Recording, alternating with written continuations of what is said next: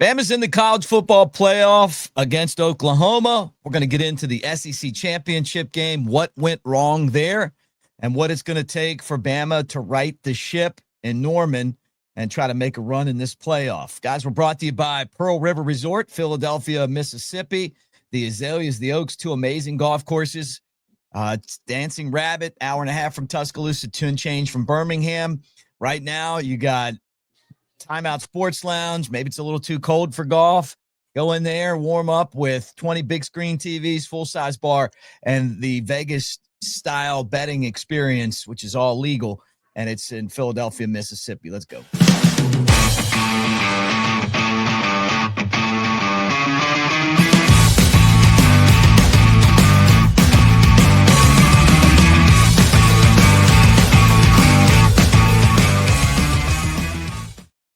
All right, what do you say, gang? Mick Gillespie, Cruz, Oxen Rider, back from the SEC championship game, Cruz. And Bama got some great news yesterday in the college football playoff. It seems like every year there's controversy surrounding whether you get in or you get out. Bama was right on the bubble last year, wasn't in. This year they were a 9 seed, much to the chagrin of the national media and all the Notre Dame fans.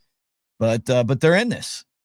Yeah, SEC championship was always a great time, especially in the Mercedes-Benz Zone. But we were checking out the hotel in Atlanta yesterday, right when the selection show was going on. So everyone immediately stopped what they were doing, put their bags down, and walked over to the TV bar.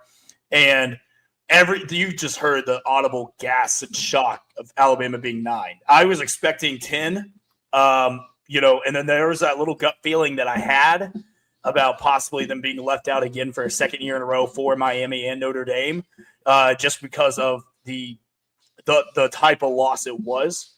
And I got a little bit of reassurance after the game. I ended up running into Chris Dorgan and Peter Burns after the SEC championship game at the hotel bar afterwards. And I talked to Peter, and I asked him, I was like, hey, is this done for us? And he said, if they keep us out, they're going to burn this whole thing down. Mm-hmm. And so he was pretty confident, which made me, feel a lot better. And then Marty Smith was there in the lobby. He was like, yeah, I'm immediately headed to Tuscaloosa, right now for the selection show, which again, gave me a little bit more confidence. But I was genuinely shocked that they kept us at 9, not moving. I guess that they actually went on their word from last year with SMU, saying that we're not going to punish you for playing in a conference championship game, playing an extra game. And we get to rematch against Oklahoma, a game I felt like we should have won this year. Get another shot at them in Norman. It's going to be an electric atmosphere. It's snowing there, apparently. I saw a tweet this morning that there's some snow. So it'd be really interesting. I can't remember the last time Alabama's ever actually played in the snow. Yeah. Well, I mean, you're talking about, December 19th. So who knows what it's going to be then, but it could be very cold there. Yeah, it's so interesting on a lot of different levels. First off, it makes no sense to play these conference championship games. I mean, I know that them putting Bama in last year, SMU in, for the time being, tempers the thoughts of getting rid of them. But it doesn't make sense. Why should you have to play your way into a playoff that you already are in? When the better matchup would have been Oklahoma against Vandy for that last playoff spot, right? To get into it. That would have meant a lot more than playing for playing in this game that now just basically just you being penalized for being a number 1 seed. Yeah, I mean, we were talking. It felt like a different vibe in Atlanta from the past couple of SEC championship games that have had meaning. So if you look at 2023, Bama got in the playoffs, kept Georgia out. That game had significant meaning. 2021, Bama gets the 1 seed. And then if they would have lost to Georgia, a second loss, they weren't making it into the playoffs. There was already a perception Bama was in no matter what. Georgia was in no matter what. So it's almost like give the top 2 seeds a bye week, and then you make 3 and 4, or what you just suggested, have 4 and 5 play for that extra playoff spot. Like, I mean, I think Oklahoma Vandy would have been an awesome game to watch. Yeah.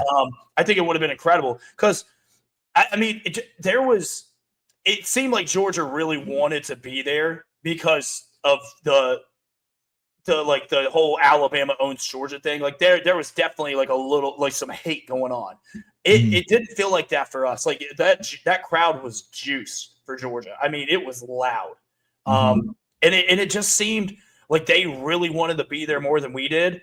I know there were some big injuries. I know we had some key guys out. There was some players who were throwing up on the sidelines. Like it seemed like it just, the vibe felt very off. And I was right behind the Alabama bench. I saw a lot what was going on.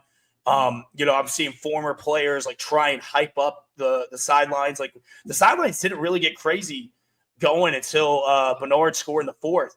And before that, the defense is playing great. And then the moment that block punt happened in the first, and they go down, they score, you felt literally the wind just sucked out of that sideline. And it never seemed to recover after that. But as far as conference championship games matter, I mean, it's going to get to a point where we just blow the whole thing up, and we do a hard reset on divisions and conference alignment, and just there was nothing wrong with 2012, 2011, 2013 BCS. Like that was peak. You knew who the best teams were. You can do a form of a playoff with the BCS, and giving conference championship games meaning again, making bowl games like actually means something again. Right. This game just felt like a glorified scrimmage that Georgia took a little more seriously than we did. That's all. Look, I agree. I mean, the other thing is that they have put together an NFL schedule with college kids, and we're banged up. We had a really, really difficult run to get to that game in Atlanta. And when, you're talking about your fourth string running back and your backup center and your receivers all being hurt, some of them playing hurt. Daniel Hill, the running back, was hurt apparently, and he played through it because we didn't have any other options. You got guys like AK Deer, and you hear, well, he's not ready, but he's got some explosiveness. But then when you put him in the game, he's running the wrong plays. Like, I mean, everything just felt so out of whack. I'm curious, it's almost like we went ahead and started playing for the playoffs, like practicing for the playoffs, preparing for that, than we did against Georgia. Because our defense, I thought played really well, and they were given short fields. Georgia got short fields all game long, and it felt like our defense was on the field all game, like three and out turnover. I mean, they were gassed, but if you watch, his first couple of drives, they were hitting gunner. They were making great tackles. They were playing great in space, but it got to the point where, as well as I do, like, you keep a defense on the field that long, I don't care how good you are, you're going to get tired. You're going to start making mistakes, and then that's exactly what hit them. The offense it has become incredibly concerning. It's the drop off of production and explosiveness, and it's just, we talked about this earlier in the season. The lack of ability of a run game has now come back to bite us. -3 yards. I can't tell you the last time I've ever seen Alabama have negative rushing yards. At one point, I looked up on the jumbotron, and it said we were averaging 0.8 yards a carry. That is unacceptable. And I know some of those numbers are a little skewed with sack yardage, but it still felt like we just got -3 rushing yards the whole game. Couldn't do anything. And then when like, hey, we don't have to send anybody. We can rush 4 and play run defense, and then we'll just sit back in coverage. And then once we got down by about 14, 21 points, Schumann just started sitting the house on Ty. Like, it seemed like there was guys living in the backfield all game, Ty throwing off his back foot, just running for his life. And, I can't explain this offensive drop-off. We've heard all offseason how much of a guru Grubb was. And, and some of the play calls were cool. But if you go back and look at that first drive, all right, first play, we get 3 yards, run the ball. Second play, get 3 or 4 yards, running the ball. 3rd and 2, okay, let's do the same thing. Getting cute on a reverse with Brooks when you know how much speed Georgia has on the outside. And it seemed like we could never just get in a solid rhythm anymore. Ty was just it seemed like he was, I don't want to say seeing ghosts, but he's just seemed so uncomfortable, so out of rhythm all game long, to the point where you kind of, it's especially being in Atlanta, it's like, man, like if they don't score here, like do you look at 12? I mean, do you look at bringing him in? Because like I'm watching him, he is standing so close to the coaches, and he's got his helmet on. I'm like, hey, like this game's pretty much lost. You want to see what the freshman can do, and it's very concerning, and I'm a little worried going into this Oklahoma game. A defense that is very good, that can make you make mistakes, and it's at Oklahoma this year, and when they have a good home field advantage from what we've seen last year. And this is a team that knows they can beat you playing their worst football, which is what they did offensively. Mm-hmm. Yeah, it's a good question. I mean, I think when you have your regular players back, though, it's a different deal. But yeah, Grubb's not very confident in Bama running the ball straight ahead in a short yardage situation. You know, like he just isn't. But there were so many things that went wrong. But you get a punt block, you're going to lose. That's just look at the numbers. You know that's and not having Overton out there to block, and that the other guy not picking it up, like DeBoer said. You know, it was a bunch of mistakes that led to Georgia points. It wasn't like they drove down the field. We had bad field position the entire game. They had good field position, and just like Oklahoma, we just made a bunch of mistakes that led to their points, and we didn't give our defense a chance to keep us in it. Yeah, I mean, it's true. I mean, I also, too, the loss of Josh Cuevas has been very noticeable. Huge. It's been massive. I mean, don't get me wrong. I'm excited for the future of Caleb Edwards, the freshman. I think he's going to be a star for us. But having an experienced guy like Cuevas, someone that Ty has rapport with, has chemistry with, you know, is familiar with the system. I mean, he's missed as a check down for us, and it was obvious against. It was obvious against Auburn. It was obvious against Georgia. I'm hoping and optimistic he's going to be back for Oklahoma coming up again, because he had a great game against Oklahoma. He was probably the star of that game. So having LT back will be big.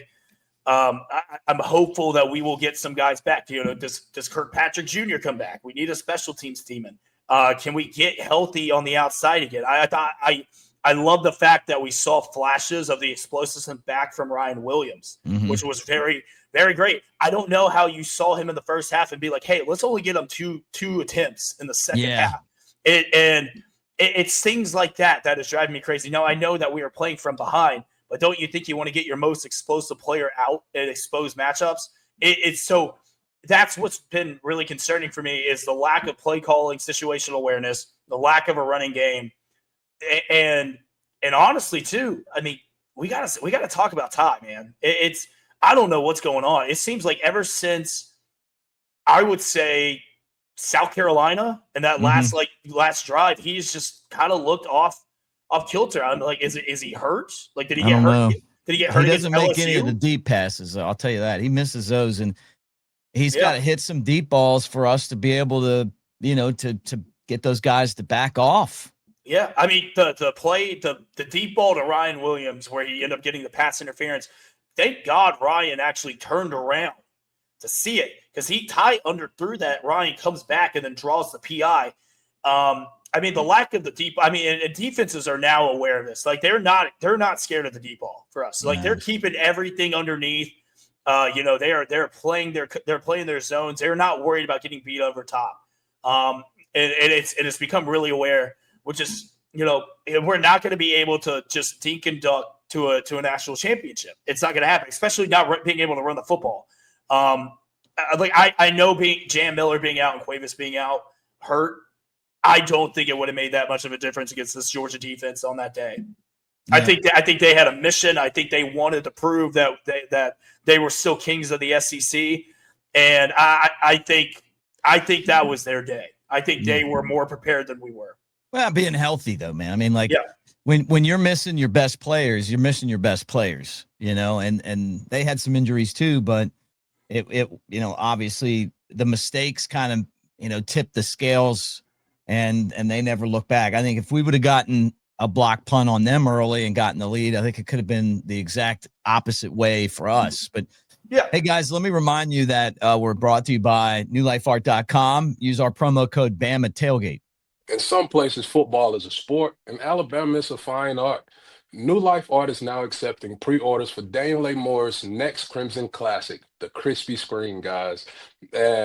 What a name to commemorate the Fat Boys. This masterwork commemorates the screen pass to Caden Proctor that outsmarted Kirby and the Georgia defense. Proctor's catch and bulldog dozing run set up Ty Simpson's 3-yard touchdown just before the half, which was a big score for us, guys. Visit DanielMooreArt.com to see the artist's preliminary sketch and take advantage of a special pre-publication pricing for the crispy screen. Go ahead, get into that. Go get you one of those Caden Proctor prints. I'm super excited to get mine in because he's living a dream of all the fat boys. And go look up that crispy screen and get you one, guys. And hopefully we see them again in the Natty. That'd be great, right? Make a run there. So let's start with, okay, so let's put that in the rearview mirror.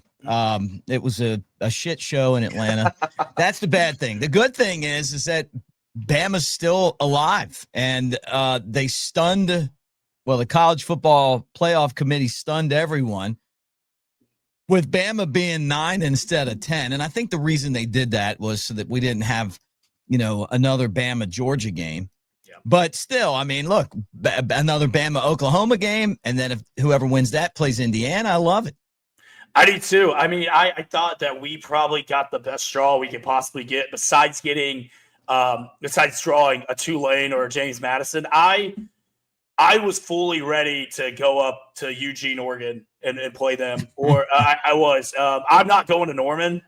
So unfortunately, I will not be making that game. It's my mom's birthday. Can't miss that. So, but the Rose Bowl against Indiana is where you got your sights set on. I mean, that against Coach Sig.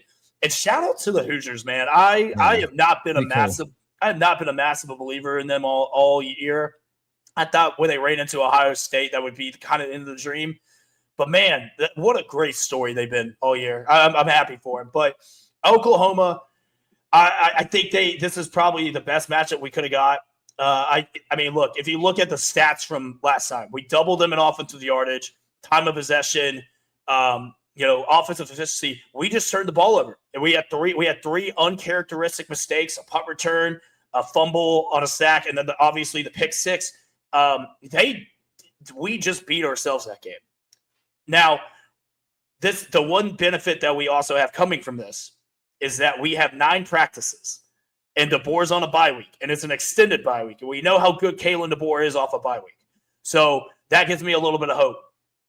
There's a lot of things to fix, and it's a lot of time to get healthy. So, I feel very good going into this matchup. If we can actually get back to playing as to the level I know we can play at.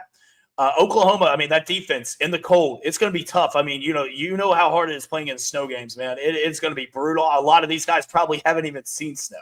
So This is going to be a tough game. It's like this has to be the game that you figure out running the ball because you have to give Ty a little bit of time to throw, especially like in this kind of weather. It's going to be a lot harder to run downfield. It's going to be a lot harder to hold on to blocks, and having a guys like Richard Young and Daniel Hill and Jam Miller, bruisers. This could be in our benefit. Getting those hard to carry yards, making the D-line tired and bruised. So it's going to be a very interesting matchup. I'm going to hammer the under in this game. I think it's at 40. I think it's at 41.5 when I looked. I was a little bit surprised we were a favorite. I was a little shocked by that. But I think the committee knows too, and everyone who watched that game the last time, it wasn't so much Oklahoma beating Bama. It was Bama beating Bama. Yeah, right. Well, I mean, part of this is you got to get healthy. Yeah. The other part of it is that you got to get your confidence back. And it's not like any of these road games that Bama has played in have been easy. I mean, they've all been grinded out wins. But if they go in there and play their style of football, that they should be able to win this game. No doubt about it. Yeah, if they go in and they're methodical with the football like they were against Georgia, or Missouri, going down there like in the beginning, like keeping the defense off the field, giving them time to breathe. because this defense is so good at taking the football away. Yeah. And we saw that, like, they will get to Mateer, especially with LT being back. They will be able to keep Oklahoma's offense in check as long as they have time to actually be on the sideline and adjust and get some rest. We have to, but I don't need 7 every time. I don't even need 3 every time. But just give me some time off the clock. Just give me some time off the clock. Move the ball, pin them back deep, make them make a mistake in their own territory. That's what we need to get back to doing. That's what we did against Georgia, and we had big turnovers in their side of the field with the fumble, and then obviously like stopping them on 4th down was massive in their own red zone. We need to get back to playing that. We need to go back to Ryan Grubb being in DeBoer, being in their bag. Maybe they take this 9 days, get readjusted, go back, watch the film of Oklahoma the last time, and see what went wrong. But Bama has everything in front of them. Like Indiana, like if there was one team you want, if out of the 4, you get to avoid Georgia, you get to avoid Ohio State, you get to avoid Ole Miss, you get to avoid a lot of these teams, and so you get through Oklahoma, and you get Indiana, a team that has not been here before. We don't know how they're going to be in the playoffs, and if you remember last year, every team with a bye week lost last year. Because you get all that time off, and you're not fresh, like you're a little too fresh, you're a little too right. And the Rose Bowl, man, I mean, that's going to be an awesome game. And then after that, you get to come back to Atlanta and play in the Peach Bowl against, I guess at that point, that would be Oregon. Oregon, yeah. So you have everything in front of you to get back to a national championship in Miami, where you're probably going to have to play Georgia or Ohio State. I'm assuming so. Maybe Texas Tech or Ole Miss can go on a run. That would be sick. But I like where Bama sits right now.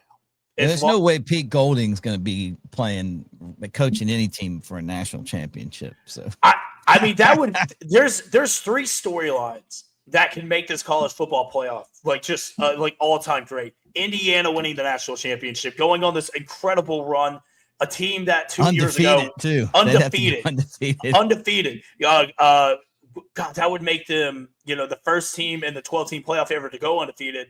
And then you have Coach Sig taking a program from 3-9 to national champions in 2 years. Incredible. And then the other one.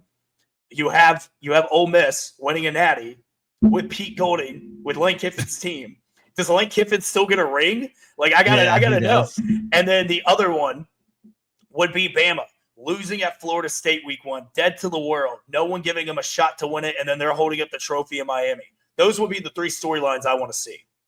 Right. Any of those 3. Obviously, I want to see the last one more than anything. But obviously, if things don't go the way, I'm kind of rooting for chaos at that point. Right. I don't want to see Ohio State repeat. I don't want to see Georgia in it. They're good though. They are very good. It's going to take some magic for Bama to get there, but hopefully they get healthy. I think that's the most important thing. And then once you get your personnel back on the field, everybody looks smarter. Hey guys, Dee Snyder from Twisted Sister, Lita Ford, and Firehouse are going to be at Pearl River Resort December 27th, 8:00. It's a real good breakup of Christmas and New Year's. Go watch the concert and then hit Silver Star Golden Moon Casino. Great slots. Got the sports book there. You can watch some games while you're hanging out, whether you're talking about pro or college football. They'll have that on, for you to be able to bet on and everything else. So check it out at the Timeout Sports Lounge in Pearl River. Hour and a half from Tuscaloosa, maybe a little longer, 2 hours and change from Birmingham. I was just there. It was a lot of fun and planning my next trip back. All right, let me ask you your opinion on this one. Notre Dame, for some reason, outraged that they didn't make it. When you put the matrix up, they didn't make it. Like, their strength of schedule is worse or even with Miami. The what is it? The strength of your team stuff matrix matches Miami, and Miami beat them. And you're not supposed to be penalized for playing in a conference championship game. And Bama had a better strength of schedule and better wins than Notre Dame and Miami. Like to me, I'm seeing like Notre Dame opt out of their bowl game. It's pretty ridiculous to me. Like, what spoils sports? Like, what matrix? Other than I think that Notre Dame could arguably be the best team of the 3, but they didn't have the resume. No, I mean, I think it's ridiculous. I mean, I know they said it was a team decision, but if I'm a senior or if I'm a junior knowing I'm going to go pro, I'm never going to play football again. I don't get one more game to go out and prove that we should have been in the 12-team playoff. Like, look at Georgia a couple of years ago. Got left. They had won like 29 straight games or something like that. It's around there. They lose a close game in the SEC championship game to Alabama. Only loss they've had in 2 years. And they get left out of the playoffs. They could have, I mean, there was a case for them to be in over Alabama, even though losing because of how good they had been. But what did they do? They went and played the Orange Bowl, and they beat Florida State by 60 to be like, you're really going to leave us out. And Florida State was the other one. They're the ones where they had the opt-outs. Oh, we got screwed over. Oh, this, and this. Well, Georgia went and proved it. Notre Dame not Notre Dame, but Florida State took the Notre Dame route. There is a fine line between, as a team collective, stepping down and quitting. This is quitting. Like this is ridiculous. This is college football. These kids are getting paid to play. Think about like the fans' perspective of this. Like what if this is like the only game to get to go see their team play in a bowl game? What if this is the last time they get to see their kid play a game? I think this is soft. I think this is embarrassing. You have play like a champion today on your banner. Like that's not what a champion would do. A champion will go out there and prove that they belong to be in it in a bowl game. Go beat the hell out of anyone. Like you probably would have been a good bowl game. Probably would have been like Notre Dame, like BYU. That would have been a great game to watch. I would have loved to watch that. But they decided to take the coward way out. Stick their nose up to the college football world because they already think that they are better than everyone else, not doing a conference. So they got what they deserved. Did I think they probably should have been in? Yeah, I thought they were a good enough team to be in the 12-team playoff. But guess what? This is what happens when you play, 3 good teams a year and you lose to 2 of them. One of which is the reason why you got jumped. So and their schedule next year is even worse. So it's even worse. I wish we had that schedule. I do too. The one that we have is just it's killer, man. And even when you win the games, you lose players, and that's the tough part, about it. All right, guys, let me tell you about Kalshi.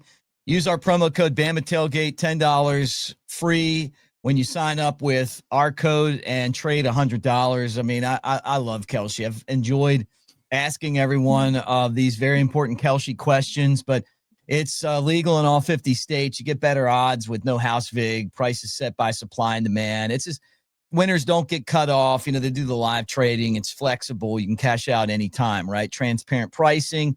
And it's not just football. It's politics, Oscars, Grammys, pop culture, all that stuff. So anytime you watch an election and they're like showing you what people think, where the odds are, it's coming from Kalshi. All right, so here we go. Kalshi.com, Cruz, who do you think is going to win the national championship? Oh, man. If you're putting your money on it. I know you want to say Bama, but I mean, Bama's a long shot. It is a long shot. Honestly, I right now, from what I've seen, I think Georgia's playing better than anyone in the country right now. I think if I got to bet on a coach, it is Kirby Smart right now. Ohio State's up there, but watching them play a team, that had a little bit of confidence in them, I'm a little reluctant. So I guess if I have to put my money on someone, I'm going to say Georgia. All right, the odds right now on Kalshi, 31% say Ohio State, take them to repeat. Indiana's up 8 to 23% after their win. Georgia's up 6 to 18% after they beat up on us, on Bama. Texas Tech, surprisingly, is 11%, Oregon 9%, Texas A&M 5%, Bama, after their loss, drops 3 spots to 4. And, Ole Miss and Miami are 4, Oklahoma's 3. And there you go. That's the odds right now, according to Kalshi. It doesn't surprise me. I mean, I think if I was betting, I'd take Ohio State. They have the most guys who are going to be drafted at the upper levels of the NFL draft. And that seems to really be a parallel, because when you look at Bama's championship teams, think about all the guys that got drafted so early. A ton of talent. It's true. Ohio State, though, if that game, they imploded. I mean, they really beat themselves. That kicker, good God, I'll never complain about our kicker. One of those. Yeah, we kind of do, but I mean, wow. I mean, that was something. And then I think they had the best player in college football in Jeremiah Smith. But I say beat themselves. I mean, defensively, they played really well. I mean, they gave other offense everything, but we saw what happened when you have a good pass rush and a good defense who does not make a lot of mistakes. Get after Julian Saying.